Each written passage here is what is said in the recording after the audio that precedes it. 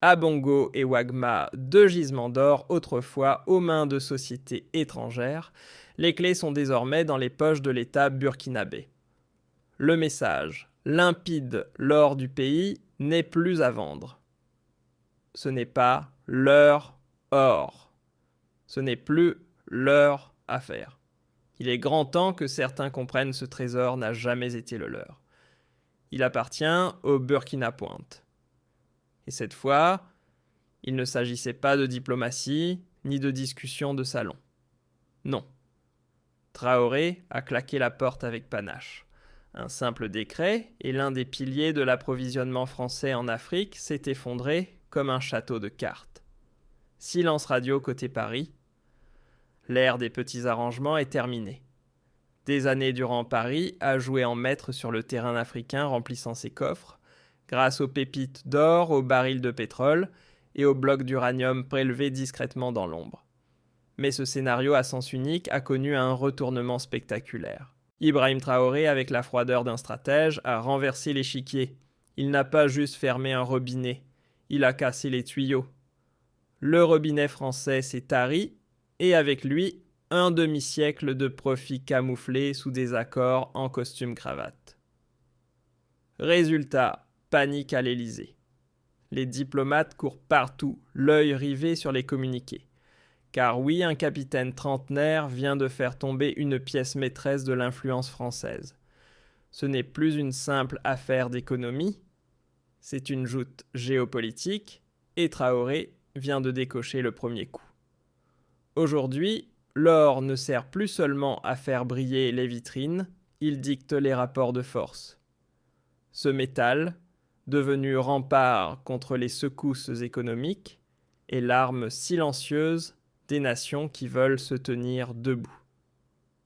Accumulé dans les coffres, pour donner du muscle aux monnaies et de l'équilibre aux économies, il est plus qu'un symbole, c'est une déclaration de puissance. La France, elle peut se vanter de posséder l'un des plus gros trésors mondiaux, plus de 2400 tonnes qui dorment sous surveillance.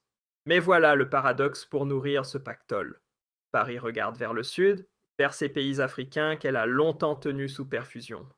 Et sans l'or du Burkina Faso, sa forteresse monétaire risque bien de perdre quelques pierres. Il suffit de gratter un peu la terre du Burkina Faso pour révéler une richesse qui ferait pâlir bien des nations, plus de 60 tonnes d'or extraites en 2024. Pas mal pour un pays que certains persistent à appeler pauvre. Ce métal précieux ici, c'est bien plus qu'un minerai, c'est le cœur battant de l'économie nationale, la principale source de devises pesant pour près de 70% des revenus extérieurs.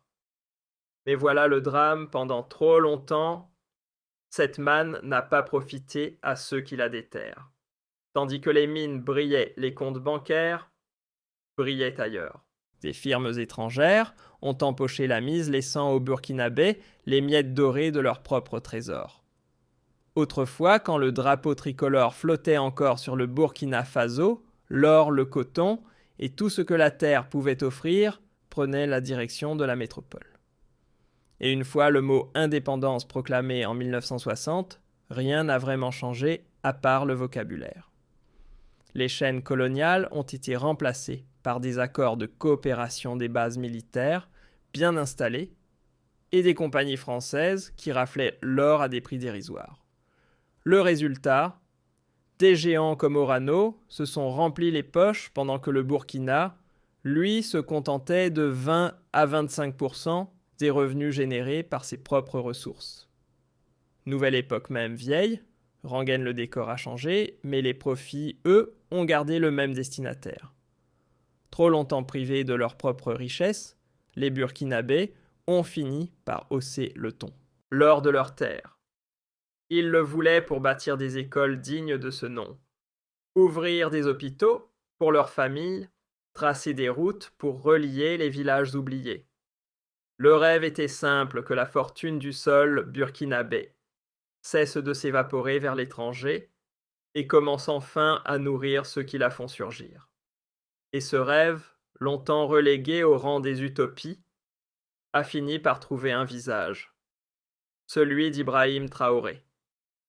Un homme sorti du peuple, qui n'a pas attendu qu'on lui donne la permission pour agir. Il a pris le gouvernail et transformé les plaintes en projets, les espoirs en décisions. Le changement qu'il réclamait, il est devenu réalité. Personne ne l'aurait parié au départ. Ibrahim Traoré, né en 1988, dans un coin reculé du Burkina Faso, n'avait ni projecteur ni destin tracé. Il a grandi entre rêves d'avenir et réalité verrouillée par des systèmes inéquitables. Loin des beaux discours, il a choisi l'armée. Un terrain rude où il a forgé sa résilience, affûté son intelligence. Et puis, en 2022, contre toute attente, à seulement 34 ans, il est propulsé à la tête du pays, sans coup d'État ni bain de sang. Pas pour chercher les projecteurs ni pour s'enrichir. Non.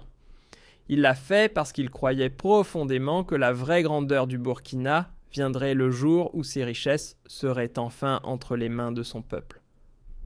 Aux yeux de Traoré, l'or du Burkina ne pèse pas qu'Ankara, il pèse en symbole.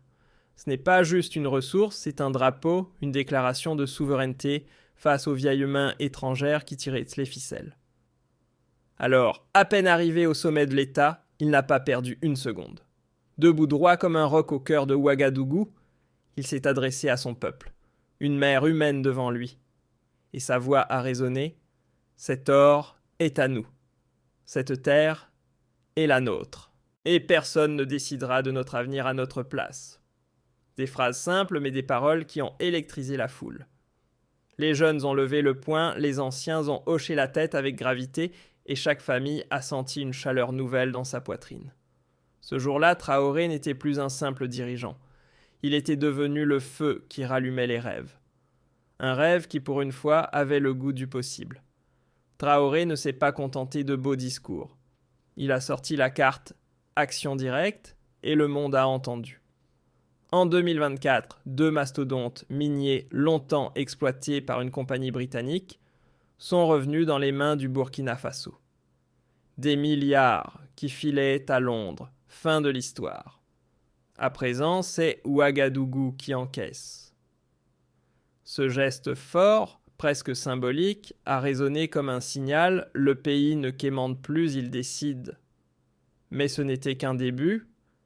Le capitaine imposait de nouvelles règles du jeu, les firmes étrangères, obligées de lâcher 15% de leurs parts à l'État et de transmettre leur savoir-faire aux travailleurs locaux. Résultat. Plus de revenus pour la nation et surtout un peuple formé prêt à bâtir lui-même son futur. Le message est clair, ici c'est fini l'exploitation passive. Maintenant on creuse pour nous. Et non, l'histoire ne s'arrête pas là. Le coup de maître, c'est cette usine flambant neuve que Traoré a fait sortir de terre. Une raffinerie nationale capable de traiter jusqu'à 150 tonnes d'or par an. Terminé l'époque où le métal brut prenait l'avion, direction l'étranger, laissant derrière lui les miettes. Désormais, c'est au cœur du Burkina que l'or est fondu raffiné, transformé en lingots étincelants estampillés du pays.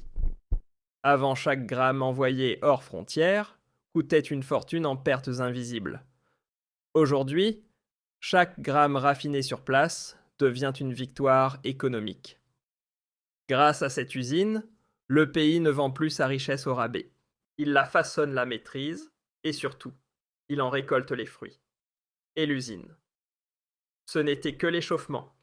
Traoré ne s'est pas arrêté au raffinage. Il est allé plus loin. Il a passé au crible toutes les sociétés étrangères qui creusent dans le sous-sol burkinabé. Objectif, vérifier qu'elles versent leur dû au fisc et qu'elles ne laissent pas les terres comme des champs de ruines. Grâce à cette chasse aux abus, l'État a mis la main sur de nouvelles sources de revenus. Chaque once d'or devait désormais laisser une trace concrète dans la vie des citoyens. Les règles du jeu ont changé, impôts réévalués à la hausse, obligations écologiques renforcées, contrôle renforcé. Les entreprises, qui venaient autrefois prendre sans rendre, sont désormais sommées de participer à la construction du pays. Et devinez quoi ? Les premiers résultats ne se sont pas fait attendre. Le vent tourne. Le 20 mai 2025, une image a marqué les esprits. Traoré, le regard fier, tenant à bout de bras, le tout premier lingot d'or raffiné 100% burkinabé. Pour beaucoup, ce n'était pas qu'un simple morceau de métal précieux, c'était le reflet d'un tournant historique, une preuve éclatante que le pays n'avait plus besoin de passer par les autres pour exister. Et ce n'était que le coup d'envoi. Quelques semaines plus tard, le 6 juin, le gouvernement frappe un nouveau grand coup, la naissance de la Sopamibé, une société créée pour gérer les mines nationales. Mais pas n'importe comment, chaque centime récolté devra servir à construire des écoles, soigner les malades, relier les villes. Un modèle inspiré des réussites comme celle du Botswana, où les ressources ont été la base d'un vrai développement. Burkina Faso ne copie pas. Il s'inspire et il adapte pour faire mieux. Traoré n'a pas l'intention de s'arrêter en si bon chemin. Dans son viseur, la mine de Ploura, encore partiellement entre les griffes d'intérêts étrangers. L'objectif, la rapatrier sous bannière burkinabé et faire en sorte que ses profits ne prennent plus l'avion mais irriguent le pays. Mais ce chef-là ne regarde pas que les gros poissons. Il pense aussi aux invisibles, ces milliers de petits mineurs courbés sur la roche qui grattent le sol à main nue pour récolter quelques miettes dorées. Pour eux, il a lancé une entreprise publique, la Compagnie nationale des substances précieuses, chargée d'acheter leur or à un prix juste.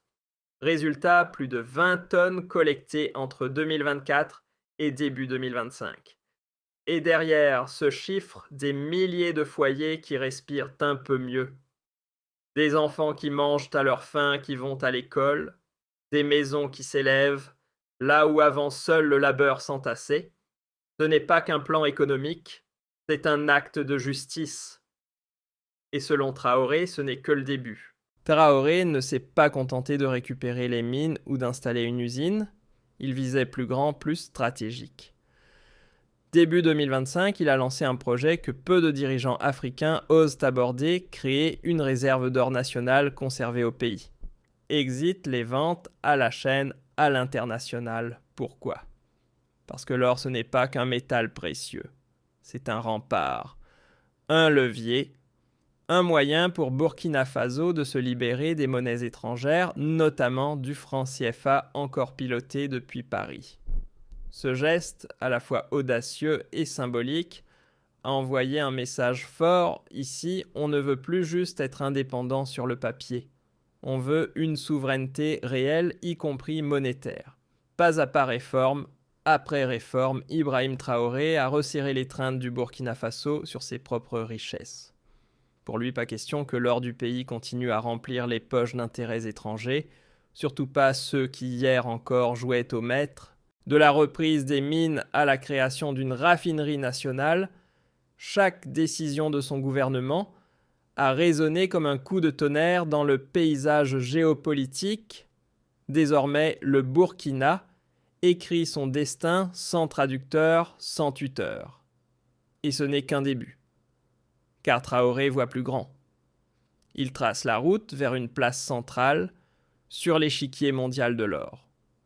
Une ambition claire, consolider l'économie du pays, mais surtout réveiller dans le cœur des Burkinabés et des Africains un sentiment puissant, celui d'une indépendance réelle, concrète, conquise et assumée. Le véritable coup de tonnerre est tombé le jour où Traoré a décidé de fermer les vannes. Plus un gramme d'or ne sortirait du pays pour certaines compagnies étrangères, surtout celles qui avaient des accointances tricolores. Officiellement, personne n'a pointé du doigt un pays en particulier. Mais sur les réseaux, les langues se sont vite déliées pour beaucoup, c'était un uppercut lancé en pleine face de Paris. Et les raisons ne manquaient pas. Plusieurs entreprises avaient refusé de s'aligner sur les nouvelles taxes imposées. Résultat, plus de 2 tonnes d'or bloquées net à la frontière. Ce n'était pas un simple rappel à l'ordre. C'était un message clair, une démonstration de force. La France pensait encore pouvoir tirer les ficelles, elle s'est retrouvée face à une muraille. Car cette fois, Le Burkina Faso ne joue plus les figurants. Il change le scénario. À Paris, Emmanuel Macron observait les événements comme on regarde une tempête s'approcher en silence. Pendant des années, la stabilité du Burkina Faso avait discrètement profité à la France qui tirait les ficelles économiques depuis l'ombre et remplissait ses coffres grâce à un or facile d'accès. Mais voilà que Traoré avait changé les règles et brutalement, l'or ne coulait plus aussi librement vers l'intérieur des murs de l'Élysée. Très vite, les notes diplomatiques se sont empilées sur les bureaux. Selon plusieurs sources proches du pouvoir, Macron a réuni en urgence ses stratèges économiques et diplomatiques. Objectif : mesurer au centime près combien la France risquait de perdre dans ce coup de frein venu d'Afrique de l'Ouest. Autant les retraites militaires pouvaient être maquillées en redéploiement tactique, autant l'arrêt net des profits aurifères n'avait aucune parade médiatique. Cette fois, c'était un trou dans les finances, un vrai, un profond et surtout impossible à dissimuler. Derrière les portes closes du pouvoir français, le ton était tout sauf rassurant. La nationalisation accélérée, orchestrée par Traoré, faisait grincer bien des dents dans les couloirs de l'Élysée. Le retrait brutal des permis d'exploitation et la constitution de réserves d'or national. Un coup direct pour les entreprises tricolores et surtout un précédent très dangereux. Car si le Burkina ose, qui d'autre osera demain ?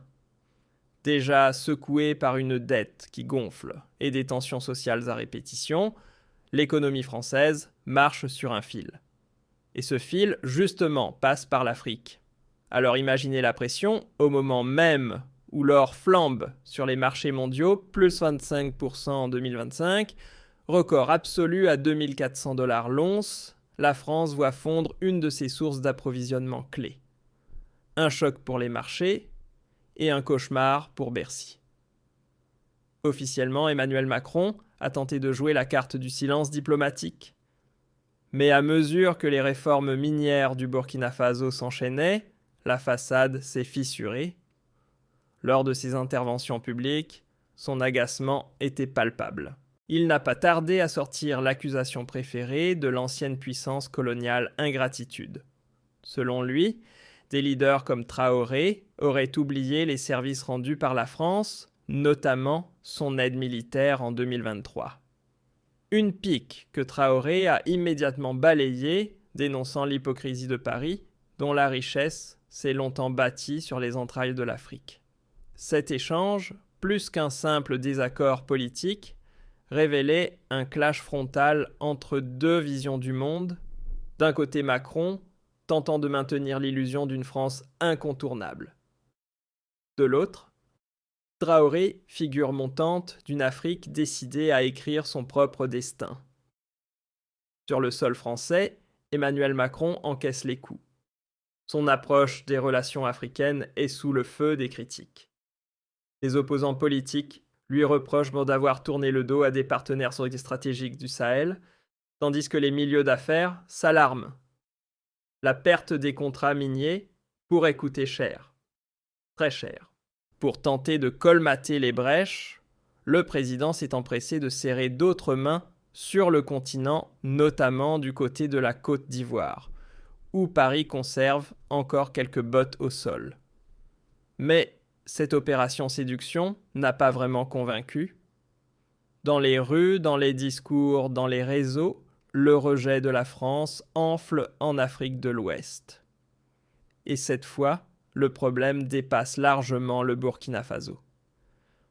Ce à quoi Macron est confronté, c'est à une remise en question profonde de toute la présence française sur le continent. Pendant plus d'un demi-siècle, Paris a gardé la main grâce à un cocktail d'influences douces, d'intérêts économiques et de bases militaires bien placées. Mais ce fragile échafaudage s'écroule. Et Traoré n'est qu'un déclencheur. Le vrai défi pour Macron, ce n'est pas de recadrer un chef d'État insoumis, c'est de repenser la place de la France dans une Afrique qui n'accepte plus d'être dirigée. Ce n'est pas juste une querelle autour du métal jaune. C'est l'implosion discrète mais réel de la France-Afrique, ce système feutré de contrôle hérité des années 60, et que l'Afrique aujourd'hui semble décidée à enterrer. Ce que Traoré est en train d'imposer, c'est bien plus qu'une série de décisions politiques. C'est un virage historique, une rupture nette avec un ordre ancien que beaucoup pensaient immuable. Une nouvelle vague de dirigeants africains se lève, plus affirmés, moins conciliants et surtout lucides sur les trésors enfouis sous leurs terres. Dans les coulisses de l'Élysée, les confidences fusent. Macron serait dépassé, acculé, impuissant. Le rêve du président français de se poser en réformateur, éclairé sur le continent, s'effondre, percuté de plein fouet par un jeune capitaine venu bousculer les règles du jeu. Pas de longues négociations, pas de langue de bois, juste des actes bruts assumés. Là où Macron voulait moderniser l'influence française, Traoré, lui, l'a réduite à néant. Et pas à coups de discours, mais en coupant net le robinet de l'or. Il n'a pas simplement ralenti les exportations, il a mis un terme à un système qui enrichissait Paris depuis des décennies. En quelques mois, le président burkinabé a abattu un édifice bâti en 50 ans. Et avec ce geste, il a posé une question simple mais brûlante, à qui profite vraiment l'Afrique? Traoré l'a bien compris, l'indépendance ne signifie pas l'isolement. Pour faire rayonner le Burkina Faso, il fallait tisser des alliances, mais pas avec n'importe qui. Pas question de tendre la main à ceux qui veulent te passer les menottes ensuite. Le 18 mai 2025, Ouagadougou a vu défiler des officiels russes en costume sombre. Mais au discours clair, machine dernier cri, investissement massif, expertise technique. Moscou ne venait pas imposer mais proposer. Quelques semaines plus tard, le 11 juin, un contrat a été signé, une société russe allait moderniser les outils miniers du pays et booster la production tout en créant des emplois pour les Burkinabés. Un partenariat gagnant-gagnant, sans arrière-goût de colonisation. Mais la Russie n'était pas seule sur la ligne de départ. La Chine, elle aussi, voulait miser sur ce nouvel Eldorado. Le 9 juin 2025, ses représentants mettaient 1 milliard de dollars sur la table à la clé des routes pour relier les campagnes isolées et une centrale électrique pour alimenter l'avenir. En échange, une part de l'or, bien sûr, mais dans un cadre transparent. Là où l'ancienne puissance coloniale exigeait ses nouveaux acteurs, proposait. Là où la France rappelait les dettes Pékin et Moscou, construisait des ponts. Résultat. Le Burkina Faso, désormais courtisé, choisit ses partenaires avec lucidité, non pas selon leur puissance, mais selon leur respect. Ce qui se joue aujourd'hui dépasse largement un simple bras de fer entre Ouagadougou et Paris. Ce n'est pas qu'un désaccord bilatéral, c'est une secousse tectonique dans l'ordre mondial. En fermant le robinet de l'or, Traoré a déclenché une onde de choc dans un continent tout entier, où les peuples réclament enfin les clés de leur propre trésor. Ce que les puissances ont mis des décennies à verrouiller un jeune capitaine, l'a fissuré en une poignée de mois. Mais il n'est pas naïf. Traoré sait que le Burkina Faso ne peut prospérer seul. Il a donc ouvert ses portes, non à ceux qui veulent dominer, mais à ceux qui proposent sans imposer. Le 18 mai 2025, les représentants russes foulent le sol de Ouagadougou avec des offres concrètes, technologie de pointe, investissements solides et savoir-faire minier. 3 semaines plus tard, le 11 juin, un accord est scellé. Une société russe modernisera l'équipement d'extraction, augmentera la production et injectera de l'emploi local. Une démonstration que le Burkina Faso peut coopérer sans se soumettre. Et la Russie n'est pas seule sur la ligne d'arrivée. Le 9 juin, la Chine entre dans la danse, prête à mettre 1 milliard de dollars sur la table en échange d'une part de l'or.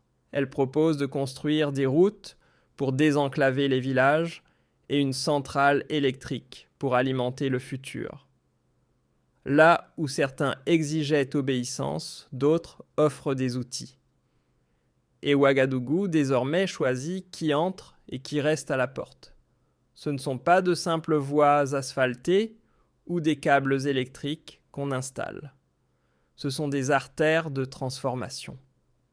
Les chemins relient désormais les hameaux isolés aux grandes cités et la lumière éclaire non seulement les maisons mais aussi les ambitions.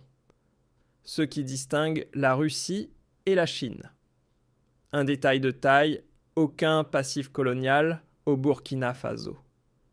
Contrairement à d'autres, ils viennent sans chaîne ni arrière-pensée. Ils proposent, on dispose. Résultat, le pays gagne en liberté de manœuvre, choisissant enfin des partenaires alignés sur ses rêves. Mais derrière cette bataille pour quelques mines d'or se cache un remue-ménage d'une toute autre échelle. Ce qui semblait être un simple bras de fer entre Ouagadougou et Paris s'est révélé être la mèche d'un bouleversement global. En coupant l'accès à l'or, Traoré n'a pas seulement défié un ex-puissant allié, il a ouvert la voie à une vague de réveil panafricain.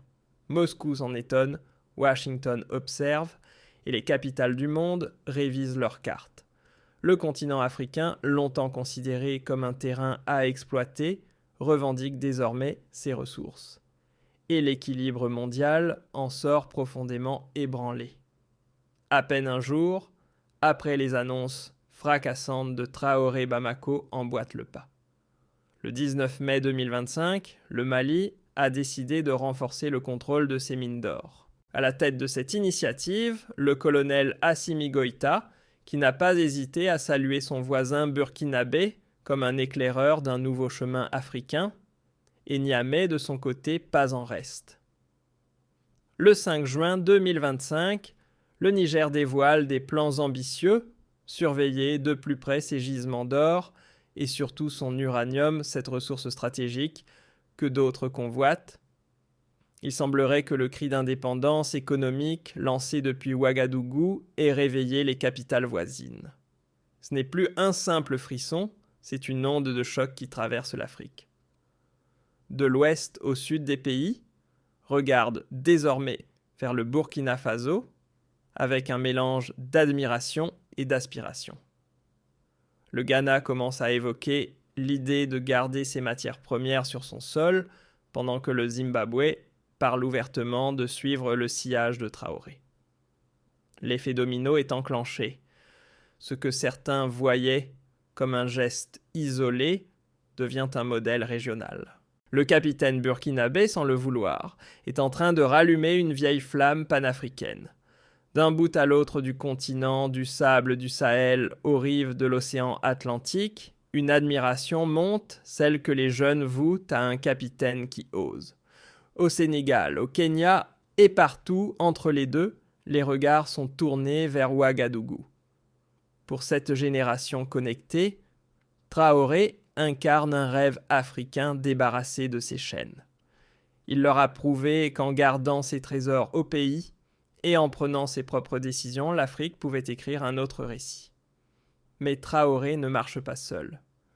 Le Burkina Faso, avec ses voisins du Mali et du Niger, a cimenté une alliance stratégique baptisée Alliance des États du Sahel. Plus qu'un regroupement politique, c'est une fraternité nouvelle. Ensemble, ils veulent penser, bâtir et réussir main dans la main. Un pacte pour une souveraineté économique partagée. Ce front uni ne rêve pas seulement pour lui-même. Il rêve pour tout un continent. Il imagine un futur où les nations africaines ne vendent plus leurs ressources au rabais, mais les transforment pour nourrir leur propre développement.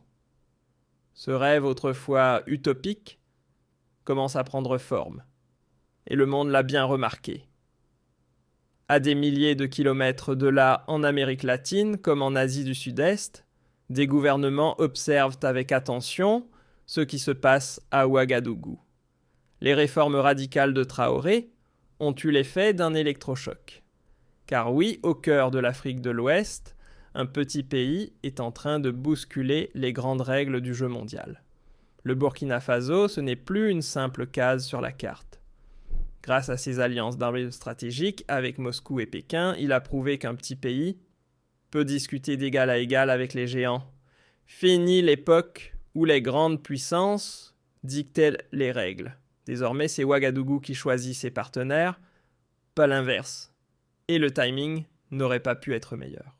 En 2025, le prix de l'or s'est envolé au-dessus des 2400 $ l'once. Tout le monde se battait pour en avoir.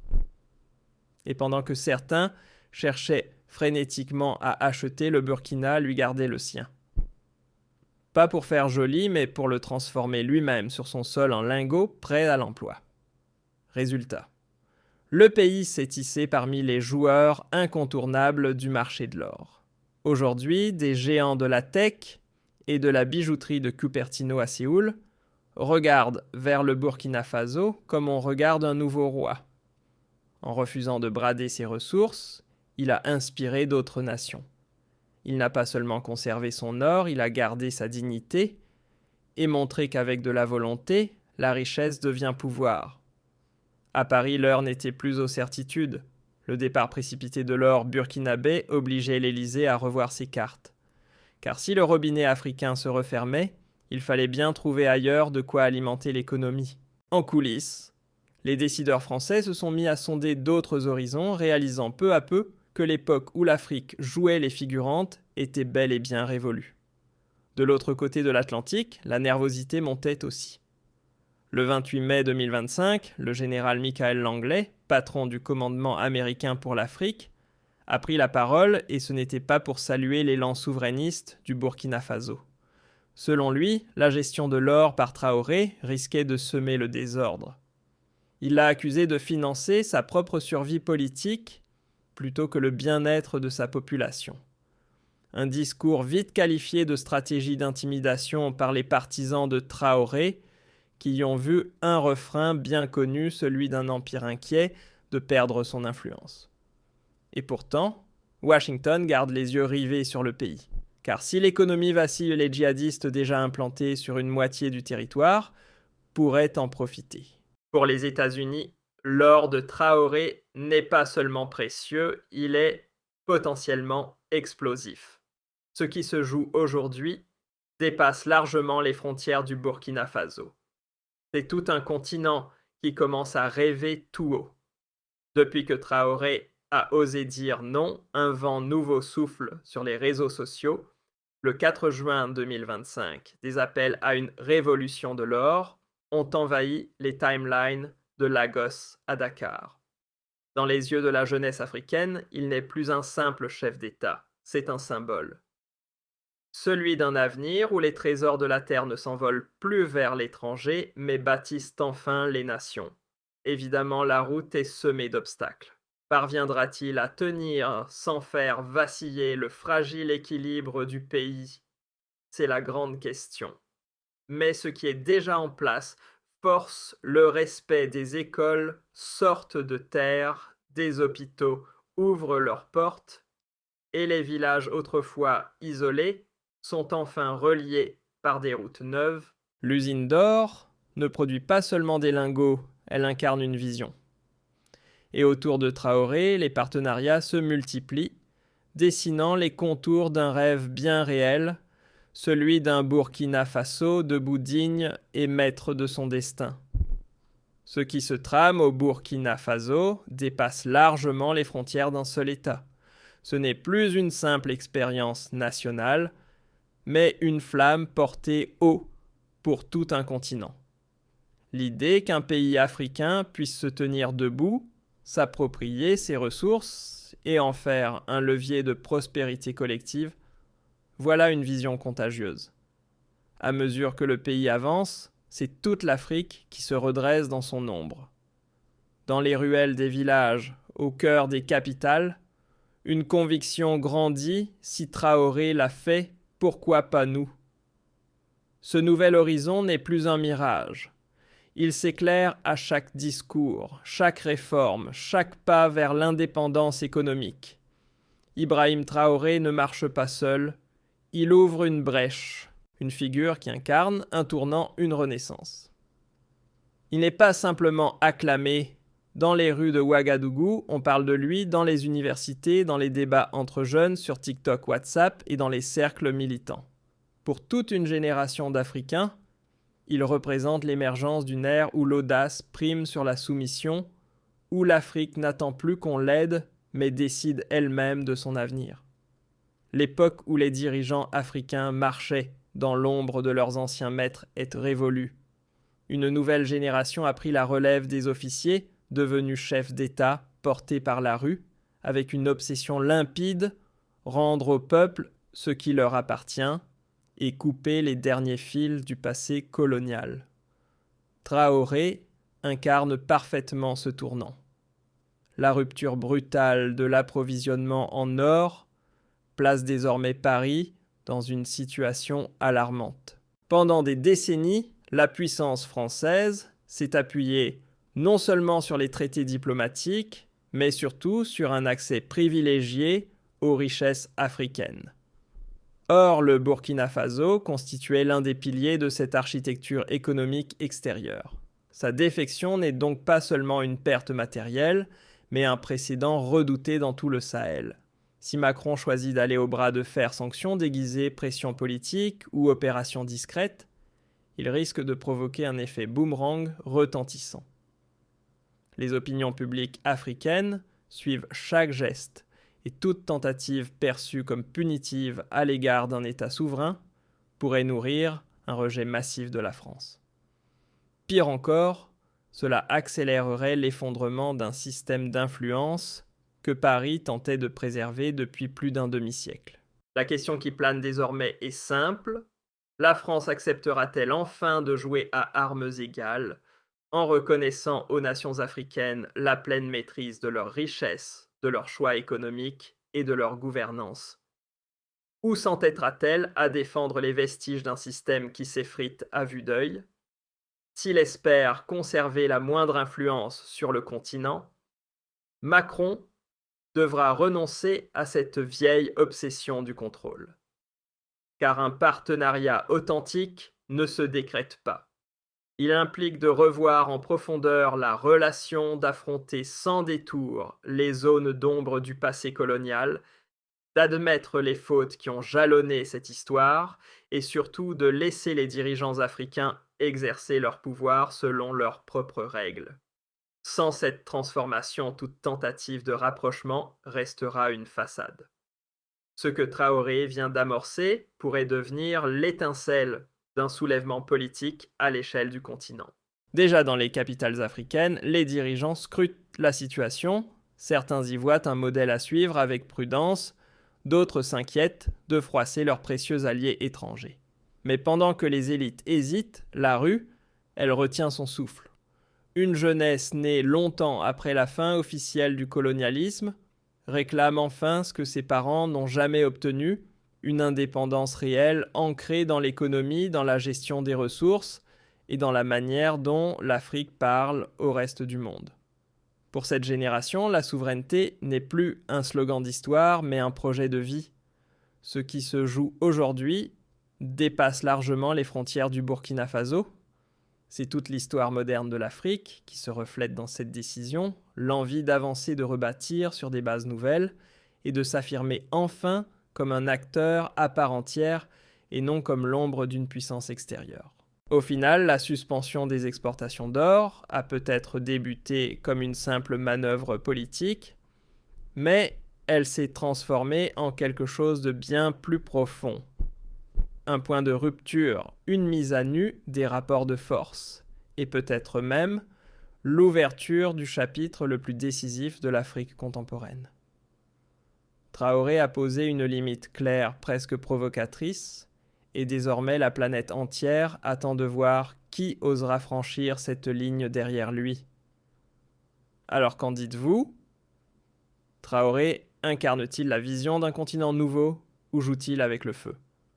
Et du côté de Paris, Macron doit-il riposter ou accepter que l'Afrique reprenne le volant de sa propre histoire? Écrivez vos avis, vos analyses, vos critiques. Ouvrons la discussion. Si ce récit a changé votre manière de voir les choses, montrez-le. Appuyez sur le pouce bleu et faites circuler la vidéo autour de vous. Et pour ne rien manquer des analyses qui décryptent l'actualité et les mouvements qui redessinent notre planète, pensez à vous abonner et à activer les notifications. De nouvelles histoires arrivent.